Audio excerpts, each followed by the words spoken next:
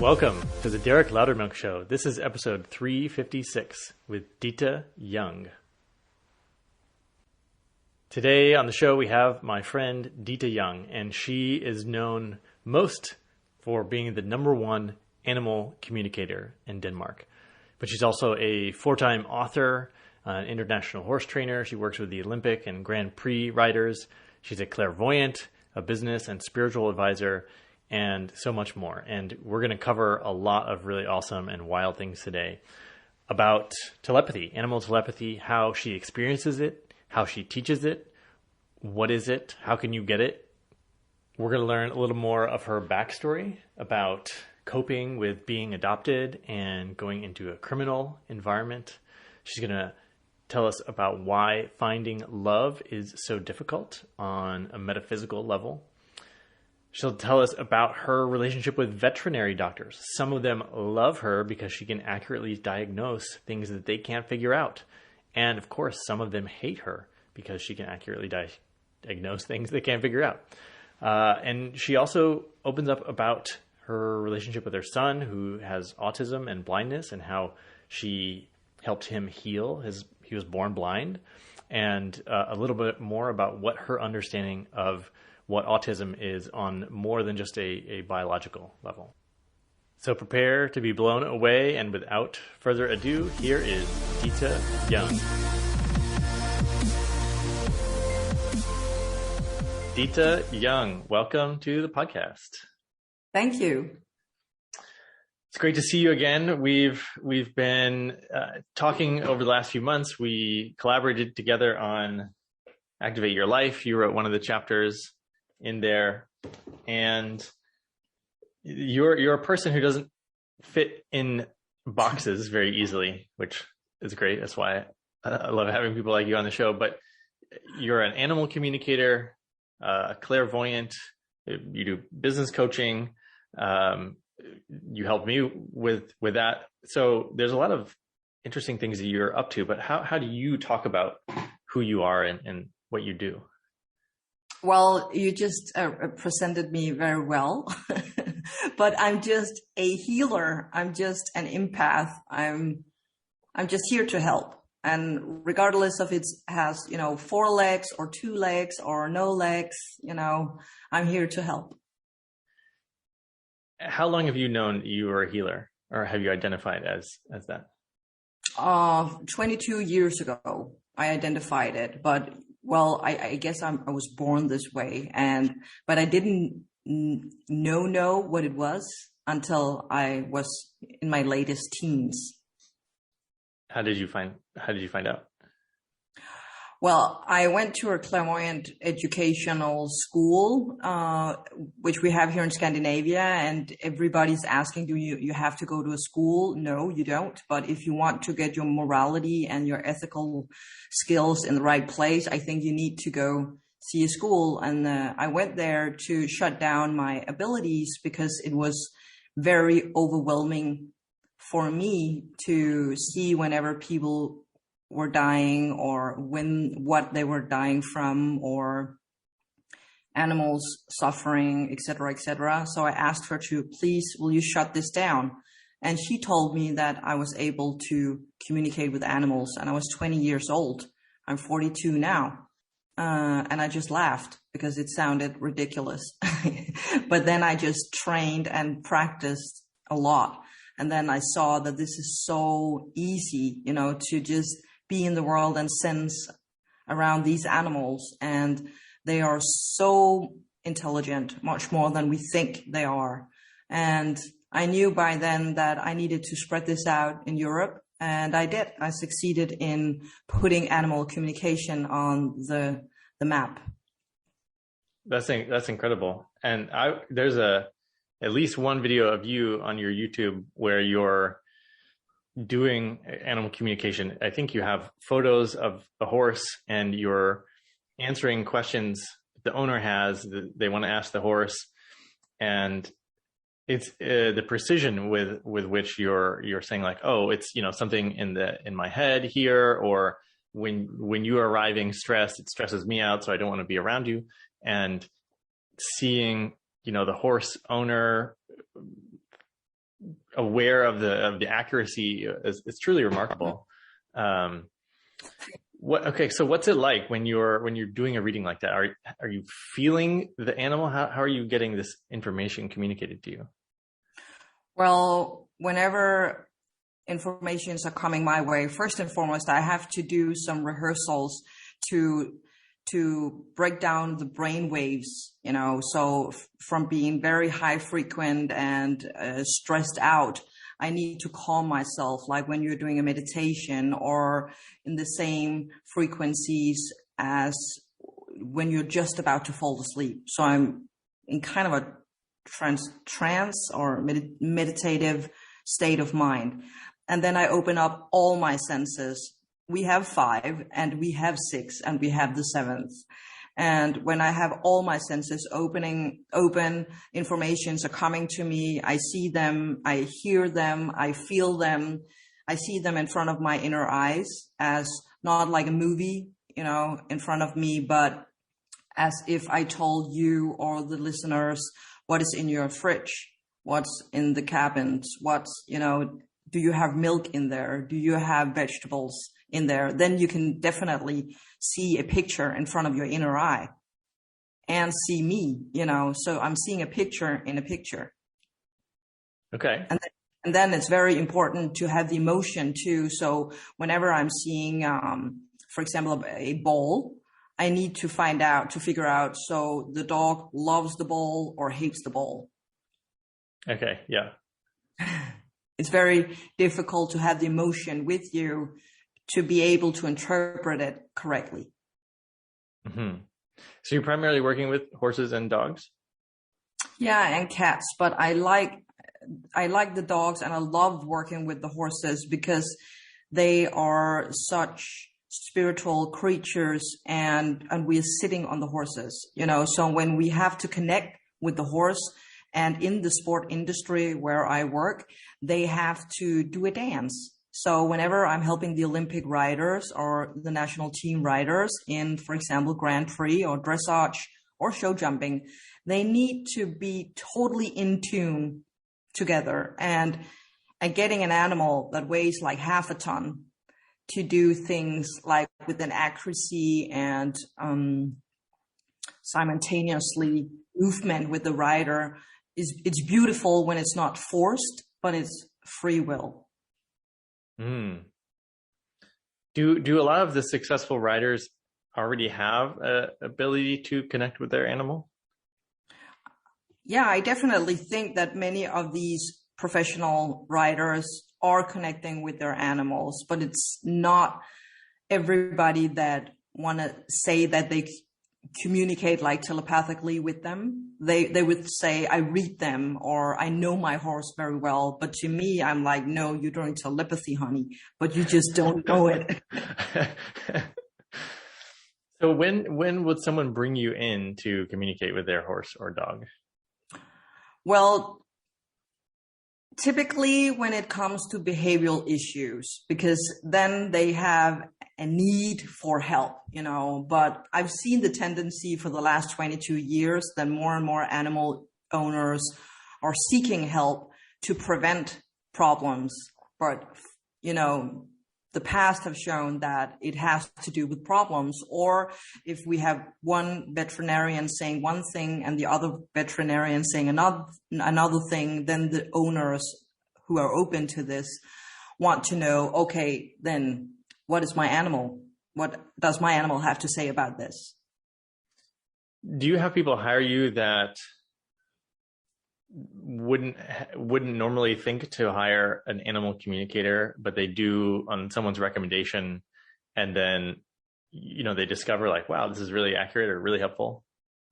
Oh yeah, I have a lot of them, but I also have a rate or a price that is high enough now after all these years. So I kind of filter all these skeptical people away because they don't want to pay me that amount of money, and I don't want to work with them anymore. I only want to work with the people that are taking these informations very seriously. And as you've seen on my YouTube channel or other lives, it is a lot of information that is coming their way, Yeah. So And of course, many years when I was working more intensively with the elite riders, of course, whenever they saw the performance got better after the animal communication, it was a massive success and everybody wanted it. Everybody wanted that because they want to win, because they're competitive. Yeah, I imagine this is an expensive sport. I know horse racing is quite expensive. Is it the same? Oh yeah. Yeah. And it's getting more and more expensive. And also just to go out and perform on different, classes, whenever you're competing, it's called a class. It's very expensive to compete today. And the money they get when winning aren't that big. Yeah. In Dubai, when I worked there, it was like massive amount of money, but it's not, it's only there in the Emirates. It's not a common thing in the world. And you told me before we started that you were going around to these shows, you're going to competitions, you're traveling a lot these days. When you're there, what are you doing? Well, 2 days ago, I had a big show here in Denmark, and I'm very privileged that I get asked invited every year to participate in this and have the clinics. And this year I was inviting a handicapped horse. She was a 22-year-old blind mare, and she had to ride a Grand Prix program, which you will only see in the Olympics or in the class called Grand Prix, and with a normal rider. And the horse has to ride in, kind of blindfolded in front of 600 people. And the other couple that joined the clinic was a very, very handicapped girl. And she was 24 and suffered from, do you call it cerebral paralysis in English, or? Yeah, paralysis? Yeah. Amongst other things. And she was riding her horse that needed to help her. And if she's not riding him, she's sitting in a wheelchair. So it was kind of a very, very touching, moving clinic I had this Saturday. And usually the years prior to this have been different, various kind of elite riders that has to change discipline or change horses, to make a kind of a fun show out of it. And people are very entertained. There's a blind horse jumping over obstacles. Is that right? And dancing and things like that? Yeah. And it went in there totally blind. That is very. Were you touching. acting as the eyes for this horse? What were you doing with this horse? I was coaching the rider in how to make her perform, because the horse had never gone to a show before. It was the first time, and she was 22. The average age of a horse in the sport industry is 8 to 11, and then they are being put down because they've been, working too hard. And I'm trying to prevent that in the industry because, it's not normal for a horse to be put down as an 8 or 11-year-old. So we need to take more care of the animals, and we need to do better, and they need to perform better, and that's my job. So I coached her in how to handle the situation. And when the music started, they were on their own, and she got the horse to do what it needed to do and was very calm in there. Wow. At 22 years, what is an old horse? How long does an old horse live? It's definitely over 20. Okay. Yeah. Do you have horses yourself? No, unfortunately not, because I travel so much and it requires a lot of work. And this is also why I don't have a dog, because I love dogs. But, I couldn't bear it, just to put it on the suitcase every single month or travel away from an animal. That's not fair. Okay. I know you told me also you worked on a Netflix show, Casa De Papel, or in English, it's Money Heist, and, originally recorded in Spanish. And I started watching it. I don't think I've gotten to the part where, cause there's actually quite a lot of episodes. I don't think I've got to the part where you are working with a dog, but maybe you could tell me a little bit about what you were trying to get a brand new dog on the show to do something in a scene.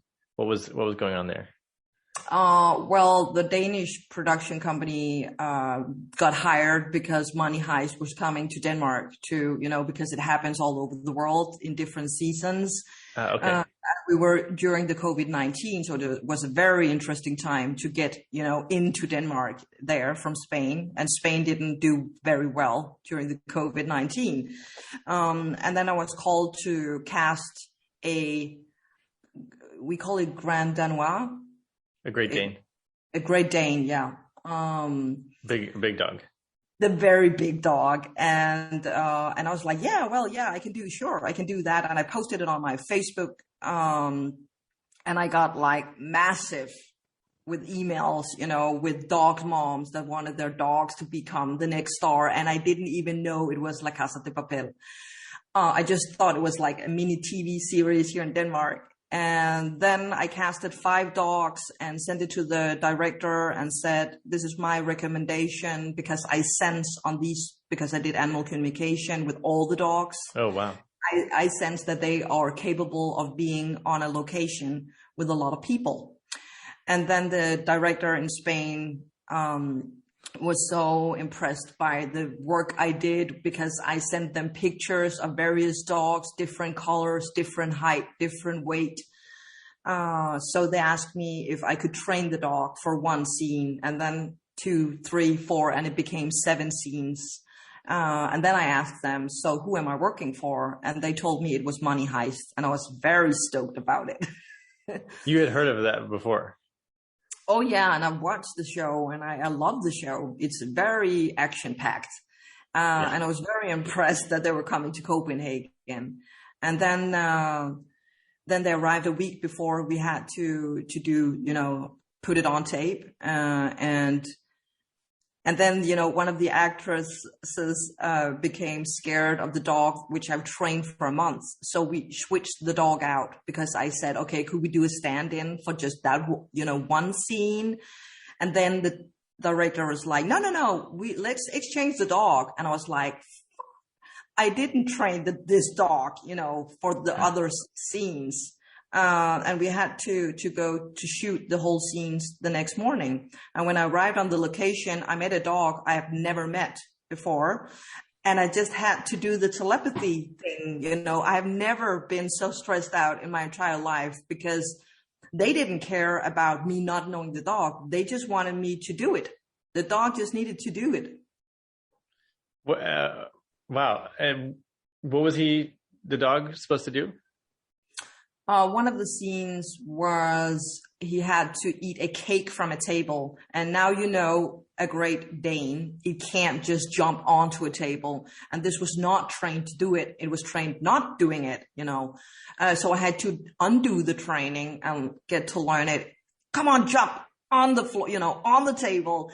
And it had to walk downstairs, but I had to change that scene with the director because it was too dangerous. Because the actress had to walk with very high heels down the staircases, and it was pretty dangerous. So I said she needs to go up the stairs.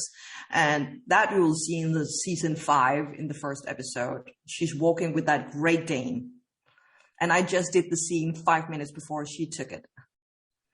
Wow. And so how much time did you have with the dog before shooting? 5 minutes. Just 5 minutes. Yes. Okay, so in 5 minutes, knowing you had to perform quickly, what did you do with the dog? I only had these 5 minutes. I knew that I was going to be on location because they wanted me to be close to the actresses and the actors. So This is the reason why I'm in shortly in the Money Heist season.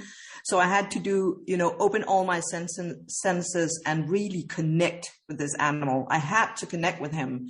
So I was aware that he's following my leads, my signals, even though I'm not sitting with the leash. And this is why this is the biggest task I've ever done. And the dog said yes? I mean, he was on board with you? Yeah, because he felt safe.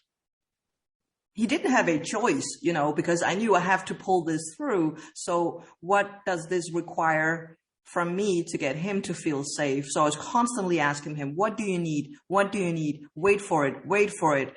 okay, then do it, And if you were feeling stressed, but you needed to be calm to work with him, did you compartmentalize that in some way? How do you do that? Yeah, I guess because you have to do that also when I work as a clairvoyant or medium or just an animal communicator, I have to compartmentalize it. You said that, right? Compartmentalize? Yeah, compartmentalize that. Because I have to shut down my own thoughts. I have to shut down my own way of thinking and just be in the now. And this is why all animal owners out there love animals. It's because they are the reason to be in the now. The animals are constantly seeking us to be in the nature with them. Otherwise, they have different personalities, just as we do as human beings. And this is what I find so interesting working as a couple therapist or an animal communicator. Whenever we interact with another soul, human being or animal, it will do something that will provoke us. It will have a behavior that are a gift and a development task if we like to see it that way instead of being provoked about it. Let me see if I understand what you're saying. In all interactions, you're saying it creates a response in us. And sometimes that's, when you say provoke, I think like maybe an unwanted response or a intense response. Is that right? Yeah, provocative. Yeah. Yeah, and basically it's a projection. For example, if you are sensitive, shy, very low key about yourself, and you get an animal, a dog or a horse that are very dominant and, requires a lot of attention all the time, it will become a very, very provocative task. Gotcha. Right. So the whole thing to learn about that is your own dominance or your own leadership. Instead of being provoked about an animal doing whatever it's doing, we are seeing the same thing with our children. Okay. So you're talking about how to get an animal to do what you want, to show up as the leader in the relationship. Is that what you mean? Yeah, and I don't talk about a feisty leader with a violent intent at all. I talk about a true leader is a person who have such a high self-worth that it comes out of the energy and the aura from the person. You kind of feel when you are in a room with people with authority, even though they don't say anything, or you kind of know, okay, I can totally bully this person. Not that you would, but you just kind of sense this sure. in people's magnetic field, Gotcha. Okay. I'm wondering about my own. We have 2 cats, and I'm not exactly sure where this question is going, but we got them 1 year apart. They're not brothers. We had one cat. He disappeared for a while. He came back, and we thought we were going to get a pair of brothers, and then we ended up getting a new cat the same day our old cat came back. And it's really interesting the way these cats are. They come and sit with you when you are feeling hurt or you have intense emotions. They'll just come and plop right down. They seem to know exactly when they could be helpful. And I was really, really impressed by that. And we have friends that come over and they're having a hard time. They go right to whoever's in the house. And so everyone's falling in love with these cats. They're like, wow, I've never had a cat be so nice to me, or, people that aren't cat people. And I would be super interested in learning how to communicate with them. I would love to know more of like what their experience is. How would I go about doing that? Well, first and foremost, to believe that you're capable of doing it, and knowing that they do understand what you are saying, what you are sending out. The story you just said about they totally get it whenever people are feeling down, and cats are very, very healing animals. They have made studies about when they purr, like, the vibration of that is the same as the healing frequency. That is very, very interesting. Maybe you can look into that, because I know that has your interest. Yeah. So they are seeking people that want their help because they are capable of helping them just by sitting there in the room and, doing their sounds. Then they are healing them. So first and foremost, believing and knowing that they do understand what you are sending out and what you are saying, and you have to trust what you get back. And that's the most difficult part when it's your own cats. It would be, when I teach people in this animal communication, I always start with, you need to learn it with other animals, because you are so, connected with your own animals, and you have already seen a pattern. So your brain will think, oh, I'm thinking this, instead of receiving it. Interesting. Okay. Start with another animal. As you're talking, I'm thinking of my wife. She'll compliment the animals. She's like, "Oh, you're so handsome," or "Look at you, so regal, sitting there on that tree branch." And these cats will, even act like more, when you compliment, like, you can tell they're like, "Oh yeah, that feels good." It's really funny. So it's clear that what you're saying is true. They're sensing, what we're communicating. Yeah. Yes, they are. And so you teach this to people. You teach animal communication. I think I saw on your website you have a group of ambassadors, or a group of people you've certified that are spread around the world, maybe. I took the best of my students, and they're working for me, so I'm capable of sending them out. I can't be everywhere, and I only have like 24 hours a day as everybody else. But I teach in this every month, and then they have to study at home, read up on things and practice, and then they're back in the class with me, and it takes 7 months to teach them this. But basically it takes me 5 minutes to open up for the telepathy. That's all we need, 5 minutes. But trusting yourself, believing in whatever you are receiving, getting good enough to talk about health problems without getting in trouble with the veterinarians, because we can't prove it, but we have to be so detailed and so on point and spot on every single time, if we need to be taken seriously with this whole holistic way of thinking in a very academical world we are living in. So I have very high standards for my students. Wow. Do you ever get in trouble with vets or in conflict with them because you feel like they think you're stepping on their toes in some way? Yeah, I have fought for this for 22 years, and the national trainers have hated me.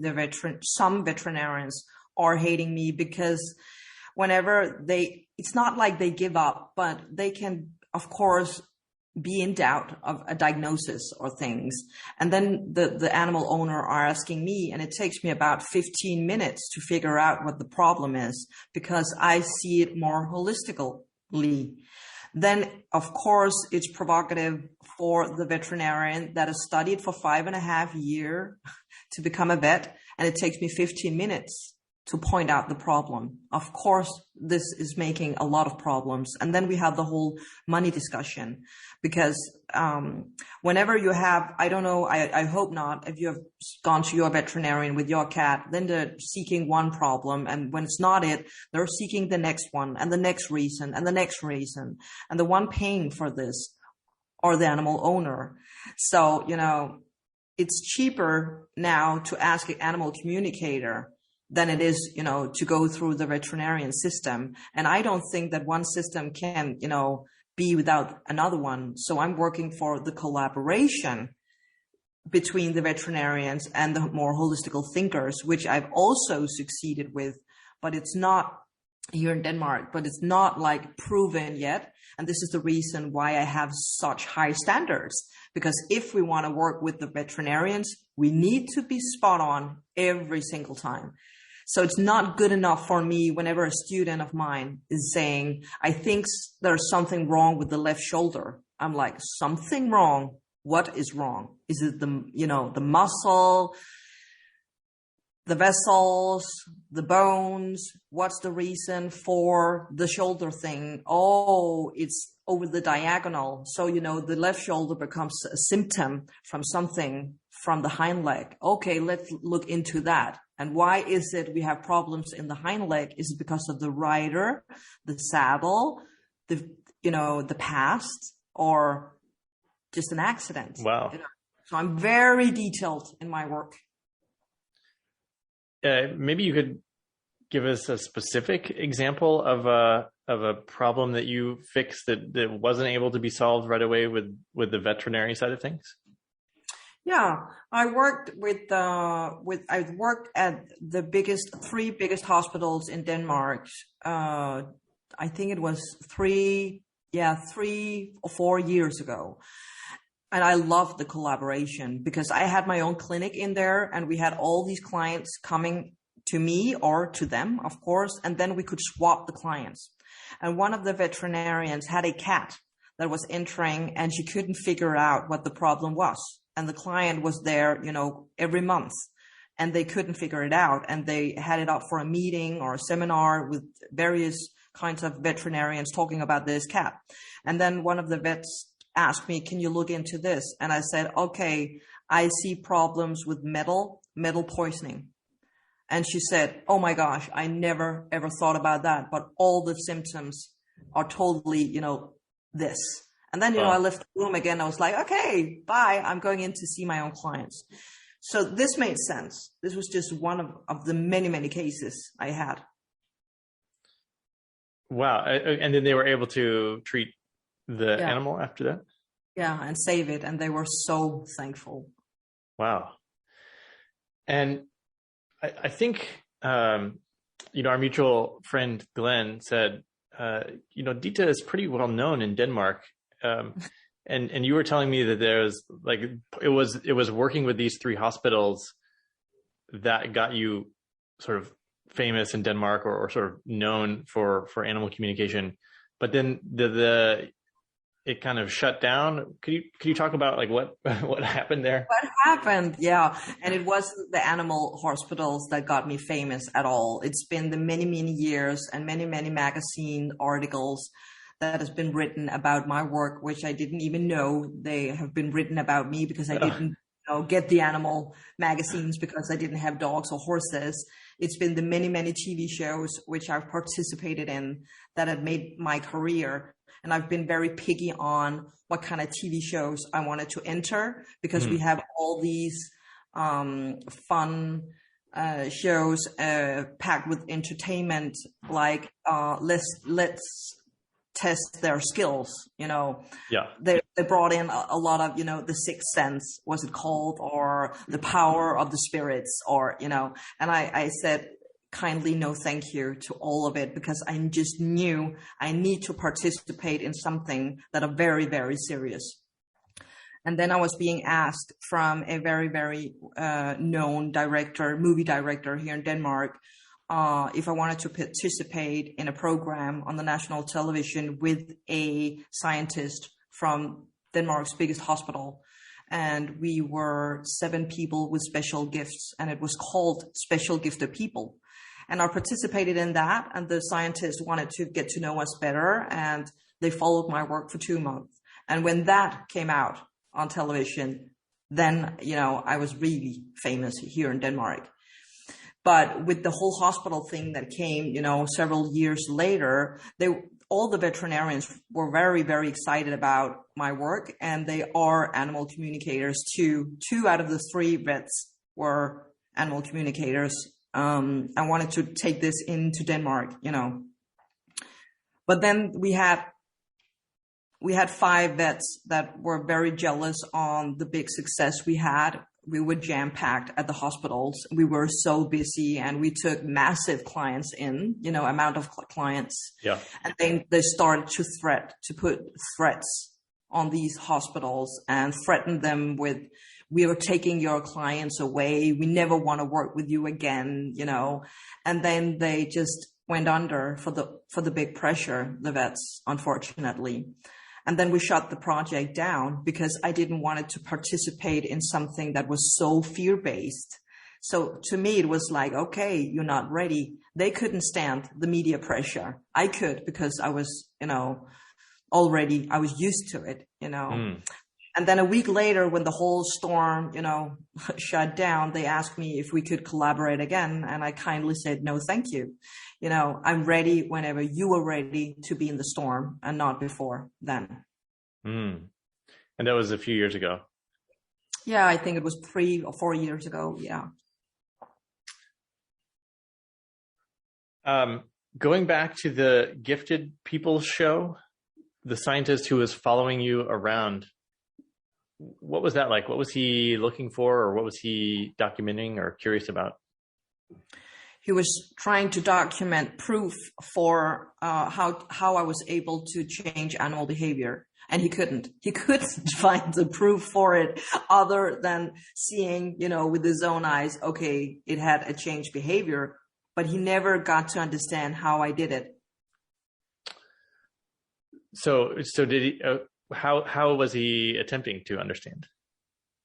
They were trying to test me, with several tests, like what am I thinking, or what are the numbers, or what kind of signs, I just aced it again and again and again, but they never tested my brain. They never put, wires on my brain, and I think, I'm not sure, maybe we should look into that one day, Derek. I don't know how we are able to test this, because I don't think we have a tool that are produced from a human being that are capable of proving emotions.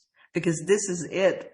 We are talking about energy. How can we move with energy? How can we change energy? The closest that I'm thinking of is actually one of the fathers of brainwave states that I had on the show, James Hart. And he talks about how much of our experience is shaped by the actual brainwave states. There's alpha, beta, gamma, delta, theta waves, but different subsections within those. My theory would be that you're somehow matching the brainwave state of the person you're reading or the animal that you're reading, and that creates some sort of coherence that allows you to sort of merge consciousness with them in some way. Yeah, that's true, because I totally see the client in front of me, and I only see and feel the client and sense the client, and I totally understand them. I don't project on them. I don't have any opinion about them. They're just here, and I'm just open. And this is what it requires to become a good animal communicator or clairvoyant, to put yourself aside from whatever is going on, and, do the synchronicity that makes this energy exchange possible. And it's not only the animal that are telling me things. I'm sending things back. If it says, I'm afraid of the jump, I'm telling them, why are you afraid of the jump? What do you need to, feel safer for taking the jump? And then they show me a picture and send me the emotion. And I know, he wants the rider to sit more straight. Okay, I can do that. Wow. So in a way, you're coaching the horses that, making sure that they're comfortable, they're safe, increasing their own performance as an athlete. Yeah. Wow. So you mentioned clairvoyance. How is that different than animal communicating? It's a good question. Yeah. Telepathy. When I do the telepathy or animal communication, it's only me and the animal, and our brain waves and the energy between us that are exchanging, from one soul to another. But when I'm opening up for the clairvoyant and more spiritual stuff, there are third parties coming down. It could be angels or a guardian team or spiritual educators that we have. I believe that we all have with us, helping us. So they are the one telling me the informations about my clients, and then I pass it on. And is that information coming to you the same way information from an animal comes to you? Yeah, but it's more it's not as, how can I explain this? When it's an animal, there are no filter, there are nothing. It's just an animal would say, a horse would say, I'm afraid of this. I don't like it. Like talking with a kid or a child, you know. Okay. But when I communicate with a higher frequent spiritual guide or angel or whatever I get help from, they know how to tell me things in a way where the client are open to hear it, really hear what I have to say, you know. So they put a lot of words around their opinions or around their messages for the client to take it in. They want it to deliver in a way that it will be received. Exactly. Yeah. The horse is not thinking about if it's how it's received. It's just, well, you know, it just says it. Gotcha. And so you did this for me. We a month or so ago, we sat down and I got to experience the clairvoyant part of this. And you were telling me things about, all right, in a couple of years from now, here's a situation that you might find yourself in, working globally with kids and in Africa and Southeast Asia. And I was like, well, that's really interesting. And it got me thinking, okay, if that's a possibility, like what might happen over the next 2 years that would lead up to that. It was a really interesting thought experiment for me. Yeah. And I think you told me that, you had done this for some people and then they went back, 3 years later and they said, you predicted exactly that I was going to move countries, that I was going to find this business partner. And I never believed you at the time, but then it came true. This is so fascinating. I don't know. What's your track record like this? Is it always working? Well, basically, yeah. If people are doing whatever their life mission, but they have free will. So one of the most difficult things predicting is love. So many clients talk about, when do I meet my soulmates, or how do I find my next husband or boyfriend, et cetera, et cetera. And it's not interesting to me when you are finding the person. It's more interesting, what do you need to learn from the person you'll meet, But we are here on Earth, so it's very interesting. How do I meet him? Do I go to a club? Should I download Tinder or the Tinder app, or, these human details about love? But we don't think about, and I always tell this to my clients, you have one path and one lecture or lesson you need to learn, and your other half, this future husband out there, has his free will as well. So, everything has to be aligned for you to meet, So even though I see the potential of you guys meeting, if he goes to the left and not the right, you will not meet him. But then you'll meet another person. And then a lot of clients will be unlocked, but you said I was going to meet him in September at 2 p.m. And I was like, no, it doesn't work like that, But with the business predictions, it's pretty accurate, I must say. I just want to get your opinion. Personally, love has always been something that just happens like easily for me, but I understand that most people struggle with finding a partner. I have a lot of friends who are single, but they don't want to be single. So what is it that makes love so challenging besides the free will? Like why are people so challenged in finding their partners? I think whenever you want something and you're being locked on a target, you're putting pressure on something that will happen. And there's a learning phase in it as well. Maybe if we don't talk about love, but we can, see the same thing happen with people that really want kids, but they, can't get children for some reasons, and in the minute they start to relax or they adopt the child or whatever, whoops, there you go. Then they become pregnant, right? So there are more in this. Why aren't we receiving love? First and foremost, because we put a pressure on the target or the mission. So, stop pressuring it. And it's not easy with, because they would feel I'm letting go or I'm giving up on love. No. But you need to start loving yourself first, because if you are seeking love, and this is very, very, in general, I say this in general, if you are so busy with chasing after love or chasing a person, you are running away from something in yourself, and you want to chase a person to heal something in yourself. Do you get what I'm saying? So yeah, you think it's going to be given to you from another person. Yeah. And this is why they really want, I don't want to be lonely anymore. I want love. I want a husband or a girlfriend or whatever, so I don't feel lonely. Well, honey, if you don't want to feel lonely, you need to learn about being lonely. And when you learn that, then you can attract love. Oh, interesting. So I was an only child growing. I'm still an only child, actually, but so I was alone a lot. So that's maybe like I was already totally cool with that, and so I didn't. There you go. Oh, that's really interesting. Yeah, and you just said you never had problems with love life, right? Or not you. Yeah, all couples have problems, but you never had problems with finding a girlfriend, right? Right.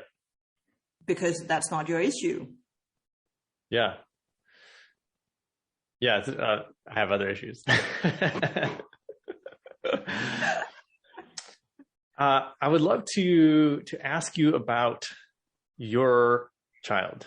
We were talking about how when you relax and kids just come, and my two kids came. I wasn't really planning on having kids. They just basically, my understanding is they orchestrated the timing. They said, we're going to bring you and your wife together so that we can make a family. My son was coming to my wife in dreams for weeks before he was like, hey, here I am. I'm coming. Just a heads up. Like, this is what I look like. And then he showed up and looked, exactly like he did in the dreams. Wow. But I'm curious about your kid, because I think I read on your website multiple different disabilities. And obviously you have all these abilities. So maybe, I'm not sure where you want to start from, but I'd love to hear about your relationship with your kid. With Philip. Yeah. Thank you. Well, I didn't plan on him at that point when I got him, but it wasn't like I don't wanted him at all. It just happened when it happened, and then it went very fast. Whoop, I became pregnant, and I felt that in the minute, I just knew, okay, I'm pregnant now. And I knew when he was about 12, 13 weeks, I knew that something was wrong. But because I was a first-time mom, I wasn't taken seriously, because I was just being, the very, very hysterical mom. But you mean when he was in your womb, you could already tell something wasn't right? Yeah, okay. I just knew it. And I was very worried. And I think most first-time moms are worried during a pregnancy, but I just kind of knew something is off. And we had a scan in week 12. Nothing was wrong. We had a scan in week 20 and everything was perfect. And then when I gave birth to him, it was so dramatic as well, and I ended up with a C-section with no, sedative things to help me during that surgery. It was very, very traumatic. I think I was the first woman that got the C-section with no pills, no medicine, Ooh. no nothing. Yeah. And then, when I was at home with him and I had to breastfeed him, I didn't have that eye contact with him. I had a very, very great connection with him, but never the eye contact. And then I told the nurse, something is off. I've been saying this for 9 freaking months. Something is off. And she didn't believe me. And then I exchanged the nurse, and the second nurse said, okay, something is off. And then we got hospitalized. And the doctors came to the room and said, well, your son is blind. And I was like, what? He's totally 100% blind, and I was like, I can't believe what you're saying. Can we help him? Can we work with this? And the doctor said, well, we think it's the nerves, it's the optical nerves that are damaged, and they are being produced when the baby is 12 and 13 weeks. Whoa. So I was right. I was so right, but I couldn't prove it. And she said, we don't work with nerves. we can't work with nerves in Scandinavia. They had some stem cell treatments in China, which costed like a massive amount of money. And I was like, okay, but can I train him? And they said, well, you can try. This is 13 years ago, so a lot have happened, with the knowledge of all this. And I trained and I trained and I trained. And 3 months later, I stuck my tongue out my mouth, like you're doing like for children or for babies. And then he did the same. And I was like, what? He can only do this if he saw me doing it, Could he have picked it up though, from telepathy with you? He could, but it was kind of my hope that, okay, he might see something, So I started to train him in small boxes with, different kind of colors. I tested, are you colorblind? What are the name of these colors? And I got him to see, and now he sees not perfectly. He will never drive a car. He can never, navigate in a plane. But he reads books and TV and, play on his iPad and stuff like that.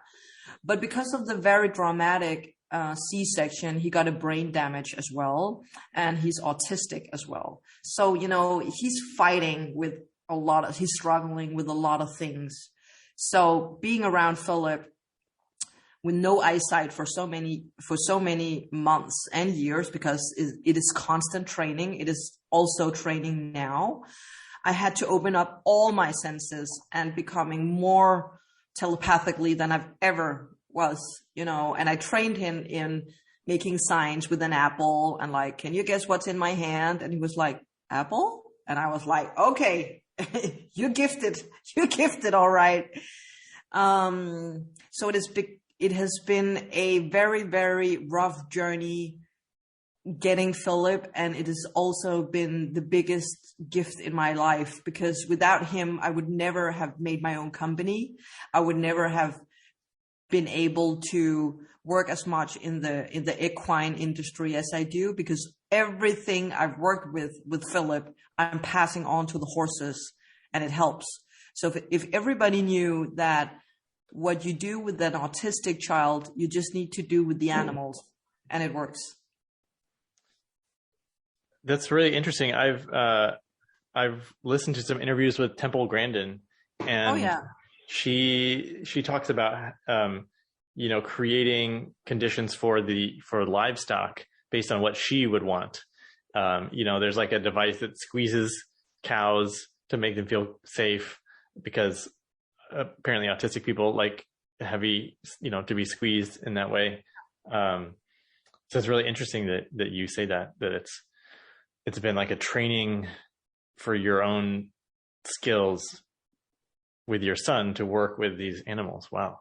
Yeah, it improved my skills so much. You have no idea, because all kids need this structure, safety, predictability, but the autistic children need it really much, and the animals do as well. What is your sense of what autism is? That's an interesting question. My sense of autism is a minor brain damage in the what you call frontal parts of the brain.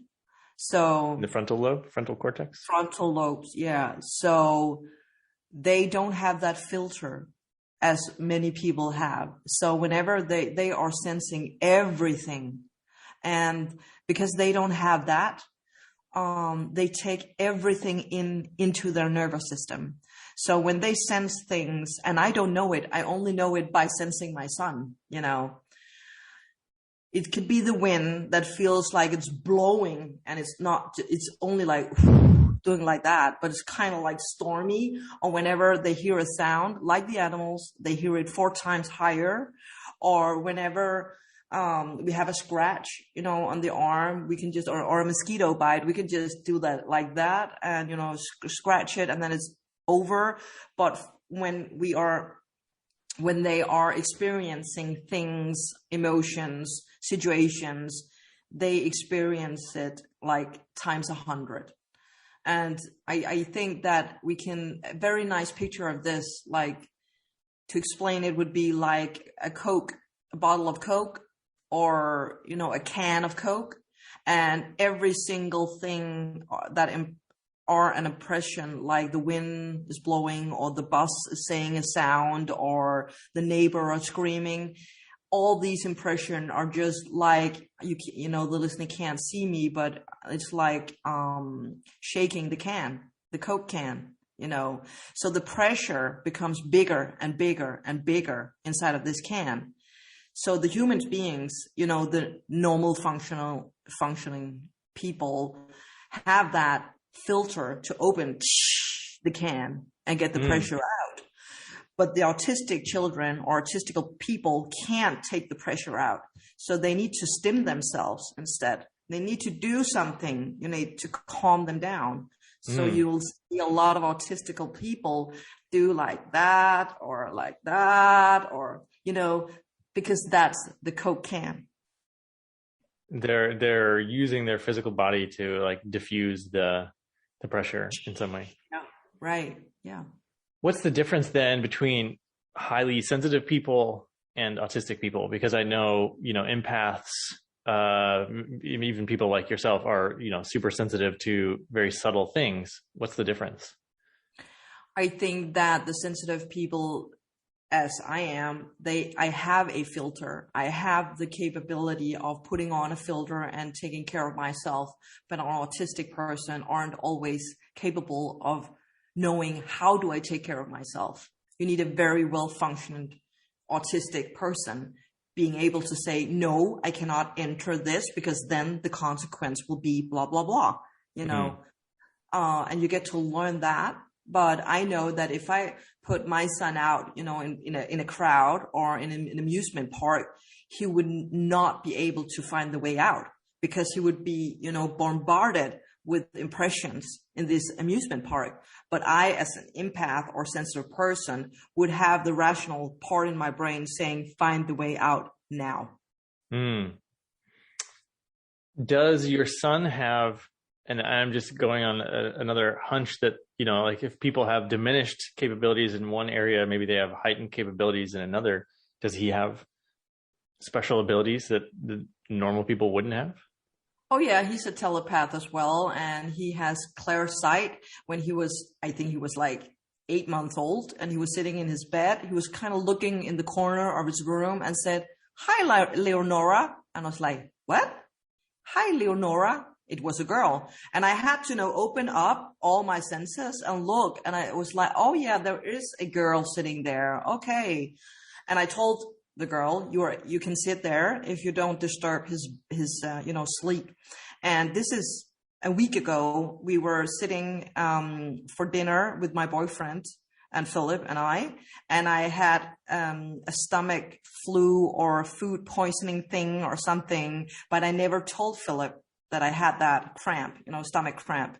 And then he kind of looked at me and he said, "Your tummy hurts, Mom."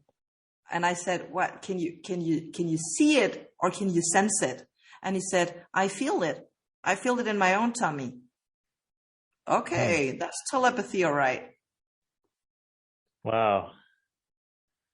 So this is just my everyday thing that, and my boyfriend was like, looking at me like, what was that?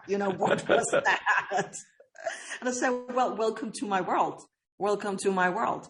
I love living in this because we sense each other all the time. Yeah, beautiful. I'm curious about your daily rhythm of your life, with your work and your son. What's a typical day like for you? That's a good question. Well, I don't have a typical day, but I have Philip, my son, 2 weeks in a row. So I'm very focused on him, getting him up, go to school, getting home, clean the apartment where I live, help some clients, and then picking him up again, do some homework, the whole everyday family stuff, the dinner, you need to go to bed now, and, remember to brush your teeth. He's 13 now. But when I don't have him for 2 weeks as well, I'm constantly working. I'm on tour, doing my shows, doing my clinics. I don't want that don't want Philip to know how busy I am when I have him. I just want to be there, and I want to be, present, and I want to be in the now. And I know I have him only for rent. I don't, all parents only have our children, for some amount of time, and then we have to let them go. So I'm very focused on whatever I'm giving Philip, all these hours, and my attention and my love will come back tenfold, because I made a good person out of him, and I want him to see, and I want him to function as well as he can, and well, today I woke up and I had an interview, and then I had 2 clients, and I had a meeting, and I'm here on a podcast, later I'm going out in a restaurant. So, that's a normal day for me. Yeah. Thanks for sharing. I'm remembering, I think it was Tim Ferriss that first mentioned this, but that when kids go away to college, they've already spent 80 or 90% of the time with their parents that they will. So the whole rest of their life as adults, they're not with their parents anymore. And so it's, it's almost like that's the whole lifetime you get is when they're with you until they turn 18. Exactly. Yeah. Or till they're teenagers also, as well as when they're teenagers, because then the friends become more interesting than the parents. Yeah. I'm lucky. I am living now in the city for the last couple of years with my parents, and I see them every week. It's special. But for a lot of times I was across the world, they didn't see me for a year. So I want to ask you about, I think in one of these interviews, I heard you say that you were leading a life of crime at some point. Like you came from South Korea. Is that right? Yeah. And then, but you've been in Denmark like most of your life. If you're open to talking about that, what can you say more about that? I definitely am. I think that most adopted children come with a story that we've been abandoned because we had a mom that didn't want us or were able to take care of us. And you don't only have to be adopted to have that story, but that's, the common thing we have. They gave us up for adoption. And having a mom that didn't want me had made me, feel that I wasn't welcome in the world. I didn't have the right to exist in the world. And I had to prove something to be able to be loved, because people could love me for being me. And I've struggled with that for so many years. And chasing that comfort or the place where I belonged, I kind of chased it in the wrong place, because I went into the more criminal environment as a teenager. I always pushed the limits. I have a twin sister, and she was the good girl, and I was definitely the bad one. Were you both adopted together? Yeah, thank God we ended up in the same family. And I think I was attracted to people in the criminal environment because I had to feel something. I think the more crazy it became, the more alive I felt. You see that with people that are doing elite sport or jumping out of buildings, or mountains or running a lot. Every little single thing that will produce adrenaline. You could call me adrenaline junkie. And in all that, in that environment, I ended up with drug addicts and thefts and so many bad people, and it was a very serious criminal environment, because it was here. We had all these very fancy nightclubs, but all the people providing drugs and all these things that can make it run, are the criminals, or have, signs in their backs, and are driving motorcycles here. So I kind of felt home when I went in there, because I felt protected, because they wanted to protect me. And it was a huge lie. But to me, I felt very important. I felt very loved. and I felt safe. And then not several years, but some years later, my ex-boyfriend, which I was super afraid of, he started doing heroin, and I just knew, oh my God, then he needs to be a total junkie or something, because heroin, that's just crazy stuff, you know. And I ran and I ran and I ran. And a couple of years later, he got arrested, and I saw and I predicted in a dream, or it just came to me, that he was going to hang himself in a prison. And I didn't have contact with him at all. And then, 8 years later, I was in the metro, and he was sitting next to me, and I knew he wasn't sitting there, but I saw him, and I was like, why are you sitting here? Then you have to be dead. And he said, yes, I died. I hung myself in a hospital in that kind of city, and the room number was blah, blah, blah, which I also predicted in my dream. And I was like, this isn't happening. This isn't happening. So I went home and called up his old friends, and I said, what happened to this guy? And they said, haven't you heard the story? He hung himself at the hospital and in the prison. And I was like, oh, this is crazy. So I think I was reasonable enough. I had some guardian angels watching over me, telling me, get out now. And during these years in the criminal environment, my talents I got more skilled. Actually, the more afraid I became, the more open I became. I think the universe were trying to call me back, or, come on, Ditte, wake up. And after I got out of the environment, then I went to that clairvoyant school. Okay. So your talents were opening, and you could feel them opening, and then you got out and you said, okay, I need to actually learn, take this a little more seriously at that point. Oh yeah. Wow. And I had huge respect for that. So then my journey began with the animal communication thing. Wow. There is nobody like you. You're such a journey. Amazing. Oh, wow. No, but there's nobody like you either, Derek. Well, I suppose you could say that about everyone. But I'm just appreciating what a journey you've been on. Thank you. Would you be open? We have a few minutes left. Would you be open to doing some type of message for our listeners, or some type of clairvoyance, or just showing your skills in some way? Yeah. I will do a channeling then, because if I need to get out to all listeners, I have to get messages that are not only for you and I, but for the crowd, okay? And maybe some of it will resonate for some of the listeners, and maybe it won't. I'm not sure, but I will ask my guardian team to make it resonate for the greater cause. Just a minute, I have to open up. Okay.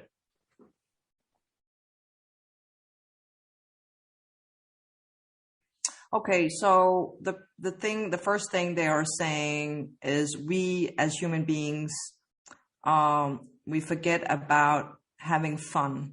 We forget about, when we talk about our inner child, we always combine it with pain or suffering or what we were missing as children, instead of what was the fun part of being a child, and when did we have happy moments as children, and take that and all these memories and bring them into our now. And when we have it in the now, we create the future, because the world needs more happiness. And they are like screaming it into my face right now that I don't want to do a frightening campaign here, but they're saying it is going to get tougher in the next years. It's going to be a lot more tougher than we think. I don't talk about the ozone layer or, whenever the earth is not existing anymore. They just talk about, it's so ridiculous that we are more afraid and we are fearing so many things. Also about economy. A lot has to do about the economy, and we have actually nothing to fear, because, okay, this is a little bit crazy, but they say, if we think about it, we don't need economy. And I'm like, what? I need money to pay my rent. I ask them, what do you mean about that? And they say, but the money is energy as well. And if we, for example, took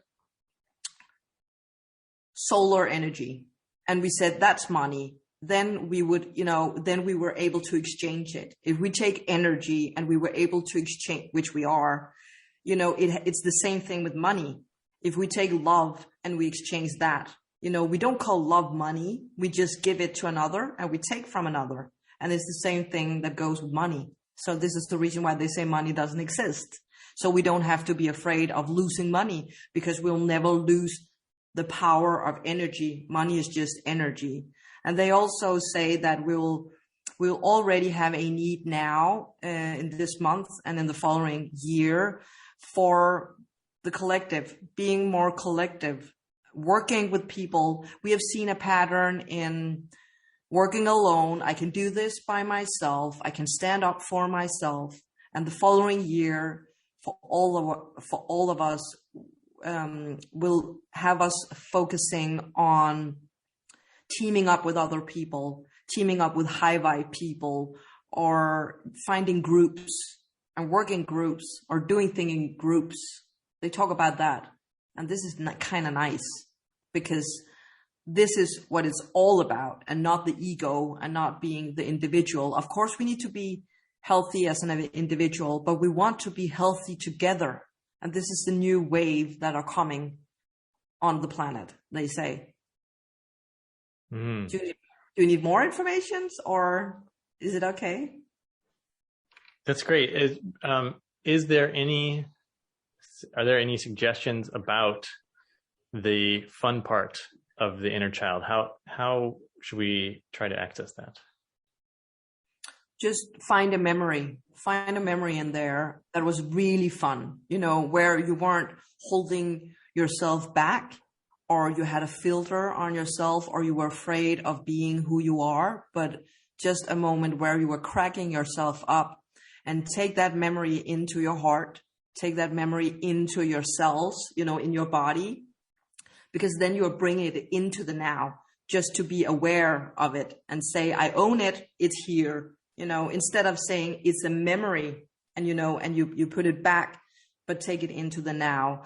And then you'll see that this has already opened up for more of that.